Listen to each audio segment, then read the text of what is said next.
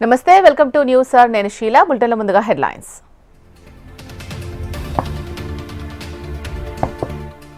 ఇవాళ నారాయణపేట జిల్లాకు సీఎం రేవంత్ వివిధ అభివృద్ధి కార్యక్రమాలకు శంకుస్థాపన ప్రారంభోత్సవాలు ఇవాళ కృష్ణానది యాజమాన్య బోర్డు ప్రత్యేక సమావేశం తెలంగాణ ఏపీ ప్రతినిధులతో అతుల్ జైన్ భేటీ మహాకుంభమేళాలో కొనసాగుతున్న రద్దీ మహాశివరాత్రి సందర్భంగా రద్దీ పెరిగే అవకాశం రైతుల నుంచి కొనుగోలు రైతు బజార్లలో విక్రయం టమాటా ధరల పతనంపై ఏపీ ప్రభుత్వం చర్యలు ఇవాళ వంశీ కస్టడీ హెల్త్ పిటిషన్లపై తీర్పు విజయవాడ ఎస్సీ ఎస్టీ కోర్టు తీర్పుపై ఉత్కంఠ మిర్చి ధరలపై నేడు కేంద్ర మంత్రి శివరాజ్ సింగ్ నేతృత్వంలో భేటీ ఏపీలో మిర్చి ధరల పతనంపై రాష్ట్ర ప్రభుత్వ ప్రతిపాదనలపై చర్చ అమెరికా ఎఫ్బీఐ చీఫ్ గా కాష్ పటేల్ నియామకానికి ఆమోదం తెలిపిన సెనెట్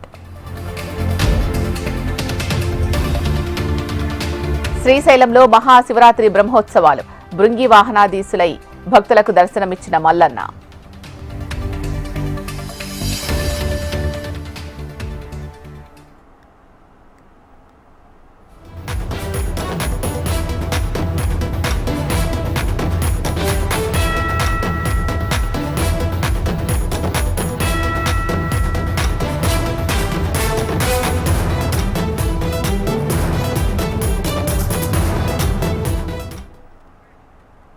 ఇవాళ సీఎం రేవంత్ రెడ్డి నారాయణపేట జిల్లాలో పర్యటించనున్నారు వివిధ అభివృద్ధి పనులకు శంకుస్థాపనలు ప్రారంభోత్సవాలు చేయనున్నారు ఉదయం 11:30 బేగంపేట నుంచి హెలికాప్టర్లో కొడంగల్ నియోజకవర్గంలోని పోలేపల్లికి సీఎం చేరుకుంటారు అక్కడ రేణుకా ఎల్లమ్మను దర్శించుకుని ప్రత్యేక పూజలు చేస్తారు అనంతరం నారాయణపేట జిల్లా కేంద్రం సింగారంకు చేరుకుంటారు అక్కడ జిల్లా మహిళా సమాఖ్య ద్వారా ఏర్పాటు చేసిన పెట్రోల్ బంకును ఆ తర్వాత అప్పకపల్లి గ్రామంలో ఇంద్రమ్మ ఇండ్ల నిర్మాణానికి సీఎం రేవంత్ ముగ్గుపోయనున్నారు మధ్యాహ్నం 1:30 తరువాత నారాయణపేట మెడికల్ కాలేజీలో అకాడమిక్ బ్లాక్ తో పాటు ఇతర భవన నిర్మాణాల శంకుస్థాపన చేస్తారు ఈ సందర్భంగా పలువురు విద్యార్థులతో ముఖ్యమంత్రి ముఖాముఖి మాట్లాడతారు అనంతరం నారాయణపేట జిల్లా కేంద్రంలో నిర్వహించే బహిరంగ సభలో సీఎం రేవంత్ పాల్గొంటారు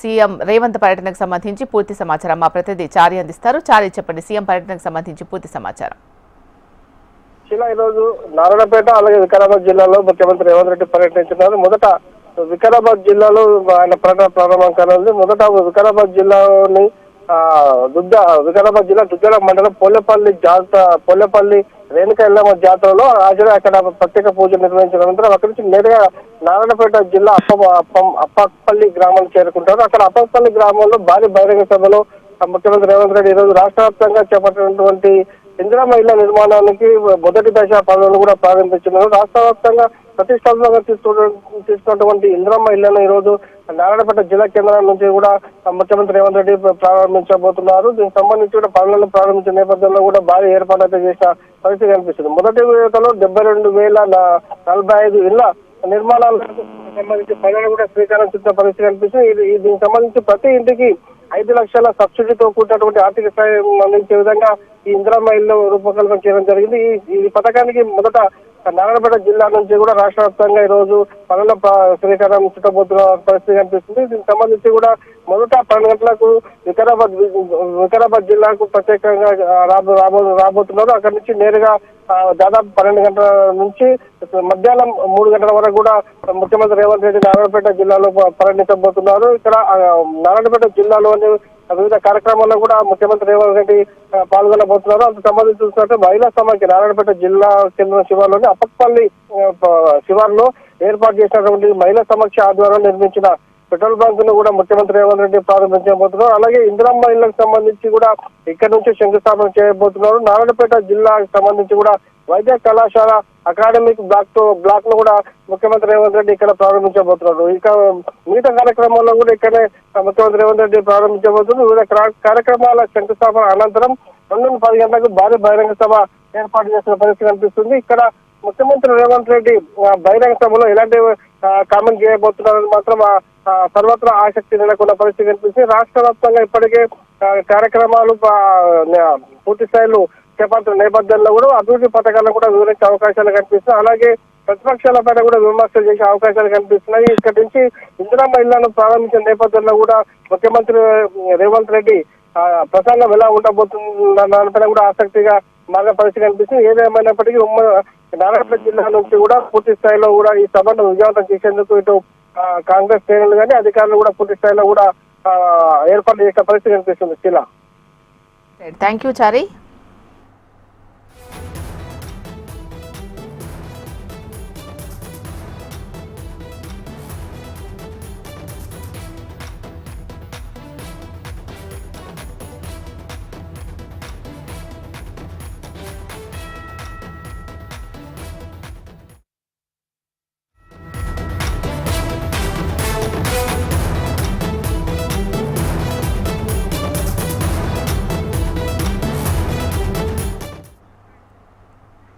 ఇవాళ కృష్ణానది యాజమాన్య బోర్డు ప్రత్యేక సమావేశం నిర్వహించనుంది. కేఆర్ఎంబీ చైర్మన్ అతుల్ జైన్ అధ్యక్షతన జరగనున్న ఈ భేటీకి తెలుగు రాష్ట్రాల ఇరిగేషన్ అధికారులు హాజరు కానున్నారు. సాగర్ వివాదం, నీటి వినియోగంపై ఈ సమావేశంలో చర్చించబోతున్నారు. తెలుగు రాష్ట్రాల మధ్య నీటి వాటాలపై చర్చించే ఛాన్స్ ఉంది. ఇప్పటికే కృష్ణా జలాలను ఏపీ ప్రభుత్వం అక్రమంగా తరలిస్తోందని తెలంగాణ సర్కార్ ఫిర్యాదు చేసింది. ఈ నేపథ్యంలో తెలంగాణ ప్రభుత్వం ఫిర్యాదులపై ఈ సమావేశంలో చర్చ జరిగే అవకాశం ఉన్నట్లు తెలుస్తోంది.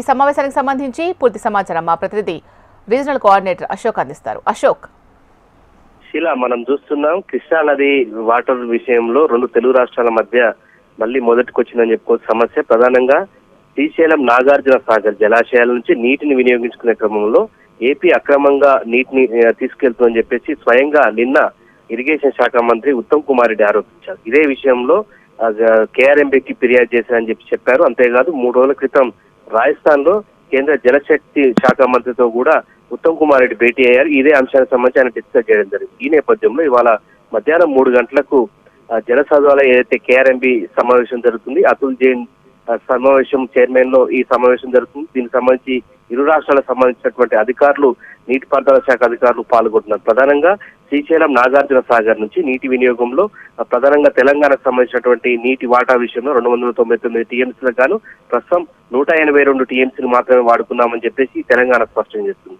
మరోవైపు ఏపీకి 599 టీఎంసీల నీటి వినియోగంలో దాదాపు 650 పైగా టీఎంసీల నీటిని వాడుతున్నారని చెప్పేసి ఒక ఆరోపణ వినిపిస్తుంది. ఈ నేపథ్యంలో పరస్పరం ఫిర్యాదుల నేపథ్యంలో దీనికి తోడు శ్రీశైలం నాగార్జున సాగర్ జలాశయాలకు సంబంధించినటువంటి ప్రాంతాల్లో 35 చోట్ల టెలిమెట్రీ ఏర్పాటు చేస్తే నీటి వినియోగానికి సంబంధించి అక్రమంగా తరలించే అవకాశం ఉందని చెప్పేసి తెలంగాణ చెప్తుంది. అయితే తెలంగాణ ఇట్లా చెప్తుండగా ఏపీ మాత్రం అసలు అది అవసరం లేనటువంటి భావనలో అది చెప్తుంది. సో ఇటు ఈ 2 అంశాలతో పాటు కేఆర్ఎంబీ ఆఫీసు కూడా విజయవాడలో పెట్టాలని చెప్పేసి ఏపీ ప్రభుత్వం కోరుతుంది. అలాగే తెలంగాణలో ప్రస్తుతం కొనసాగుతుంది. దీంతో పాటు నాగార్జున సాగర్ జలాశయానికి సంబంధించి భద్రతా విషయంలో ప్రస్తుతం సిఆర్పిఎఫ్ బలగాల నేపథ్యంలో ప్రస్తుతం భద్రత కొనసాగుతుంది. అది కాకుండా తెలంగాణ సంబంధించిన పోలీసులు భద్రత నిర్వహించేలా కేఆర్ఎంబీకి తెలంగాణ ప్రభుత్వం ఫిర్యాదు చేసింది. సో ఈ అన్ని అంశాలకు సంబంధించి కీలక సమావేశం జరుగుతుంది. ప్రస్తుతం ఉన్నటువంటి నీటి నిల్వలు కావచ్చు, వాడుకున్నటువంటి నీరు కావచ్చు, ఇవన్నీ కూడా లెక్కలు తీసి ప్రస్తుతం కేటాయింపులకు సంబంధించి కూడా ఇవాళ కేఆర్ఎంబీ చైర్మన్ అతుల్ జైన్ సమక్షంలో ఇరు రాష్ట్రాలకు సంబంధించిన నీటిపారుదల శాఖ అధికారులు కీలక సమావేశం నిర్వహించబోతున్నారు. Sheela, right, thank you Ashok.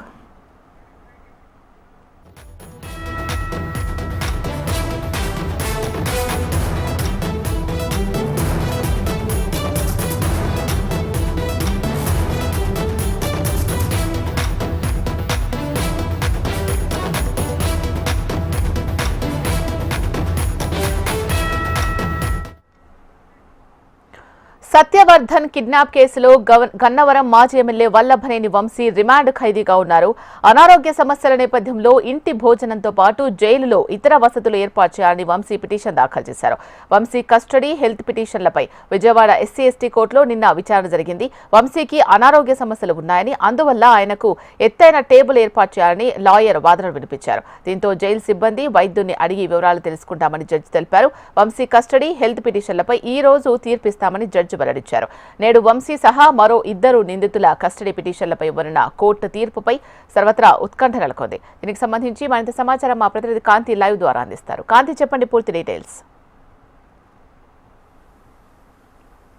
యాశీల Satyavardhan kidnap కేసులో మాజీ ఎమ్మెల్యే వల్లభనేని వంశీకి సంబంధించి కస్టడీ పిటిషన్ పైన నేడు ఎస్సీ ఎస్టీ ట్రస్టీ కోర్టులో ఈ విచారణ అయితే జరగనుంది. నిన్న కూడా కొన్ని వాదనలు విన్నటువంటి న్యాయమూర్తి కేసుకు సంబంధించినటువంటి వివరాలతో పాటుగా ఏదైతే కస్టడీకి ఇవ్వాలి 10 రోజుల పాటు కస్టడీ కోరింది పోలీసులు కోరడం జరిగింది. దీనికి సంబంధించి ఇరు పక్షాల వాదనలు కూడా విన్నారు. వినిన తర్వాత ఈ రోజు విచారణకు వాయిదా వేయడం జరిగింది. ఈ నేపథ్యంలో ఈ రోజు పోలీస్ కస్టడీకి ఇస్తారా లేదా అనే దానికి సంబంధించినటువంటి సందిగ్ధత తొలగే అవకాశం కనిపిస్తూ ఉంది. మరొక వైపు వంశీకి అనారోగ్య కారణాల వల్ల జైల్లో కొన్ని సౌకర్యాలు కల్పించాలి అంటూ వంశీ తరపున న్యాయవాది పిటిషన్ దాఖలు చేయడం జరిగింది. ఈ పిటిషన్ కి సంబంధించినంత వరకు కూడా ఆయనకు ఎత్తైన టేబుల్ కావాలి, అలాగే ఒక పడుకోవడానికి వెన్ను సమస్యతో బాధపడుతున్న నేపథ్యంలో పడుకునేందుకు ఒక మంచం కూడా ఏర్పాటు చేయాలి, అలాగే ఫుడ్ కూడా ఇంటి నుంచి వచ్చే విధంగా ఏర్పాట్లు చేయాలి అని చెప్పి పిటిషన్ దాఖలు చేయడం జరిగింది. ఈ పిటిషన్ కి సంబంధించినంత వరకు కూడా నిన్న విచారణ జరిగింది. ఆ విచారణ సమయంలో కూడా ఏదైతే హెల్త్ కి సంబంధించినటువంటి అప్డేట్స్ విషయంలో ఆల్రెడీ జైలు అధికారులతో పాటుగా ఏదైతే డాక్టర్స్తో కూడా ఈరోజు మాట్లాడిన తర్వాత నిర్ణయం తీసుకుంటామని చెప్పి ఆ కేసును కూడా ఈ రోజుకు వాయిదా వేశారు. ఈ నేపథ్యంలో గవర్నమెంట్ హాస్పిటల్ సూపరింటెండెంట్ తోటి అలాగే జైల్లో ఉన్నటువంటి డాక్టర్ తోటి ఆయన హెల్త్కి సంబంధించినటువంటి రిపోర్ట్స్ చెక్ చేసి ఒక నివేదిక ఇవ్వాలి అని కూడా కోర్టులో ఆదేశాలు ఇవ్వడం జరిగింది. ఆ కోర్టుకి వారు ఇచ్చినటువంటి రిపోర్ట్స్ బేస్ చేసుకుని ఆయనకి సౌకర్యాలు కల్పించాలా వద్దా అనే అంశానికి సంబంధించి ఈరోజు నిర్ణయం తీసుకునే అవకాశం కనిపిస్తోంది. అటు బెయిల్ పిటిషన్ కి సంబంధించినటువంటి బెయిల్ పిటిషన్ కూడా దాఖలు చేయడం జరిగింది. ఆ బెయిల్ పిటిషన్ ని కూడా విచారణకు వచ్చే అవకాశం కనిపిస్తా ఉంది. ఇక వల్లభనేని వంశీ కేసులో ఈ రోజు కస్టడీకి పోలీసులు కోరినట్లుగా కస్టడీకి ఇస్తారా, లేకపోతే అలాగే ఆయనకు హెల్త్ కి సంబంధించినటువంటి బెనిఫిట్స్ ఏవైతే ఉంటాయో కోర్టులో ఏవైతే సౌకర్యాలు కావాలని చెప్పారో దానికి సంబంధించి ఎటువంటి తీర్పు ఇస్తారు అనే సందిగ్ధత అయితే ఇంకా కొనసాగుతుంది. ఈ రోజు మధ్యాహ్నం ఈ విచారణ జరిగే అవకాశం కనిపిస్తోంది. షీలా. రైట్, థ్యాంక్ యూ కాంతి.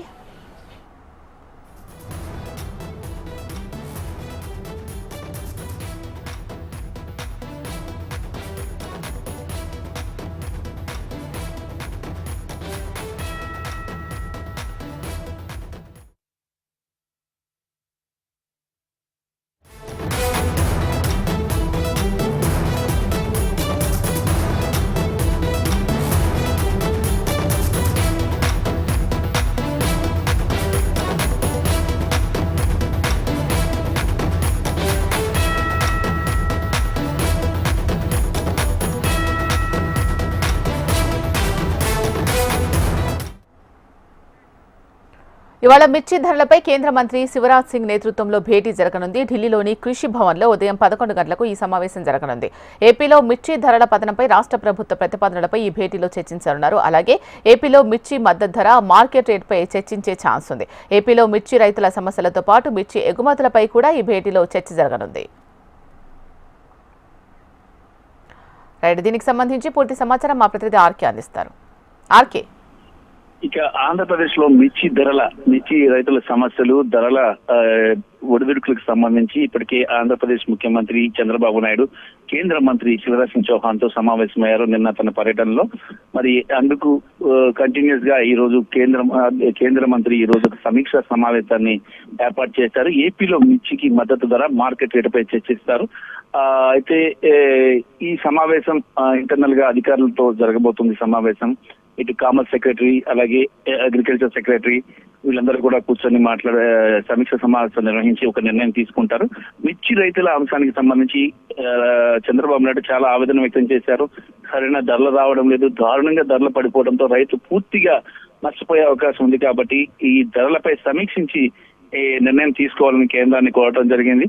మరి కేంద్రం కూడా అంటే ఏమాత్రం ఆలస్యం చేయకుండా వెంటనే అధికారులతో సమావేశం ఈ రోజు నిర్వహిస్తుంది. ఈ సమావేశం నిర్ణయం తర్వాత మిర్చి ధరలకు సంబంధించి ఒక పర్టికులర్ ప్రకటన అయితే కేంద్రం నుంచి వచ్చే అవకాశం అయితే కనిపిస్తుంది. సానుకూల ప్రకటన వస్తుంది, మిర్చి రైతులకు న్యాయం జరుగుతుంది. మరి రైతులు ఇప్పటికే చాలా రైతులు నష్టపోతున్నారని చెప్పి చంద్రబాబు నాయుడు తీవ్రమైన ఆవేదన వ్యక్తం చేశారు. మరి కేంద్రం కూడా ఈ అంశాన్ని సానుకూల దృక్పథంతో తీసుకుని అందుకు తగ్గట్టుగా నిర్ణయాలు అయితే తీసుకుంటారు. మరి ఈ రోజు సమావేశం తర్వాత ఈ రోజు 11 గంటలకు సమావేశం ఉంది. మరి ఈ సాయంత్రానికి దీని మీద ఒక నిర్ణయం అయితే వచ్చే అవకాశం అయితే కనిపిస్తుంది. Right, thank you RK.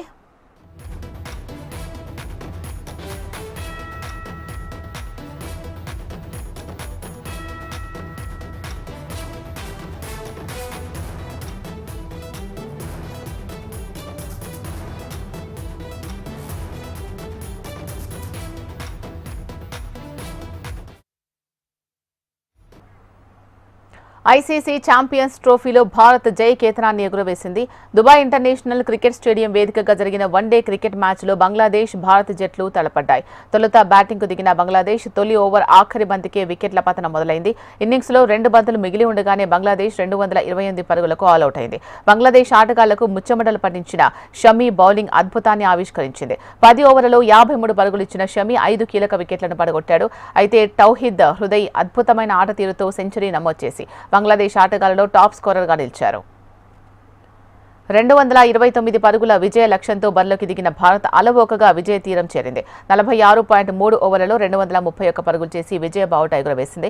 Opening star batsmen Shubman Gill నిలకడైన ఆటతీరుతో సెంచరీ నమోదు చేసి జట్టు విజయంలో కీలక పాత్ర పోషించారు. రోహిత్ శర్మ, లోకేష్ రాహుల్ 41 పరుగుల చొప్పున జట్టుకు భాగస్వామ్యం అందించారు. విరాట్ కోహ్లీ 22 పరుగులతో సరిపెట్టుకున్నారు. శ్రేయస్ అయ్యర్ 15 పరుగులు అందించారు. ఛాంపియన్స్ ట్రోఫీలో తొలి విజయాన్ని అందుకున్న భారత్ శుభారంభం చేసింది. Player of the match award Shubman గిల్ను వరించింది.